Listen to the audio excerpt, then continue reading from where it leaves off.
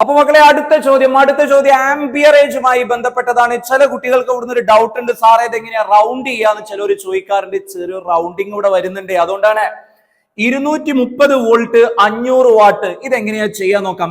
Amperage ആണ് കണ്ടുപിടിക്കേണ്ടത്. എടാ ആംബിയറേജ് കാണാനുള്ള ഇക്വേഷൻ വാട്ടേജ് ബൈ വോൾട്ടേജ്. പൊന്നുമക്കളെ വാട്ടേജ് വോൾട്ടേജ് എന്നൊക്കെ പറഞ്ഞിട്ടുണ്ടെങ്കിൽ ഇത് പവറും ഇത് വോൾട്ടേജ് സാധാ വോൾട്ടേജും ആണ് കേട്ടോ. ആംബിയറേജ് എന്ന് പറഞ്ഞാൽ കറണ്ടിനെ സൂചിപ്പിക്കുന്നു, അത്രയേ ഉള്ളൂ. നമുക്കറിയാലോ വോൾട്ടേജിന്റെ യൂണിറ്റ് വോൾട്ട് ആണ്, അതുകൊണ്ടാണ് നമ്മൾ ഇതിനെ വോൾട്ടേജ് എന്ന് വിളിക്കുന്നത്. പവറിന്റെ യൂണിറ്റ് അത് വാട്ടാണ്, അതുകൊണ്ടാണ് വാട്ടേജ് എന്ന് വിളിക്കുന്നത്. കരണ്ടിന്റെ യൂണിറ്റ് ആംബിയർ ആണ്, അതുകൊണ്ട് ആംബിയറേജ് എന്ന് വിളിക്കുന്നത്. ഇത് കരണ്ട് ആണ്, ഇത് പവർ ആണ്, ഇത് വോൾട്ടേജ് ആണ്. ഒരു ലാമ്പിന്റെ മേലെ എങ്ങനെ എഴുതിയിട്ടുണ്ട്, നമുക്ക് അതിന്റെ ആംബിയറേജ് കണ്ടുപിടിക്കണം. നോക്കിയിട്ട് പറ, ഇവിടെ വാട്ടേജ് എത്രയാ? 500. വോൾട്ടേജ് എത്രയാ? 230. 0 വെട്ടിക്കളഞ്ഞു, ഇതിനെ ഹരിച്ചു നോക്കുക.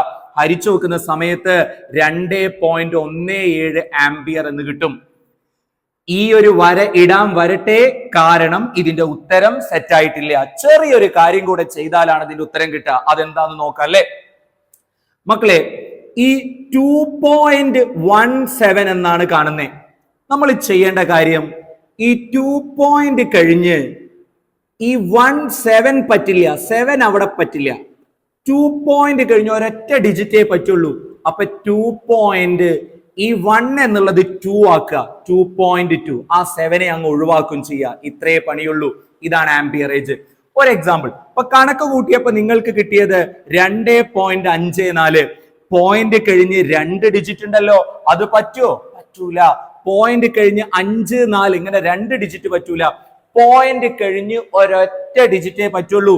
അപ്പൊ 2 ഈ 4 ഒഴിവാക്കുക, 5നെ 6 ആക്കുക. 2.54 എന്നുള്ളത് 4 ഒഴിവാക്കുക, 5നെ 6 ആക്കുക.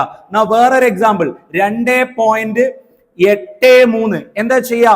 3 ഒഴിവാക്കുക, 8 ഒന്ന് കൂട്ടി 9 ആക്കുക. 4.36. 6 ഒഴിവാക്കുക, ഈ 3 കയറ്റി 4 ആക്കുക.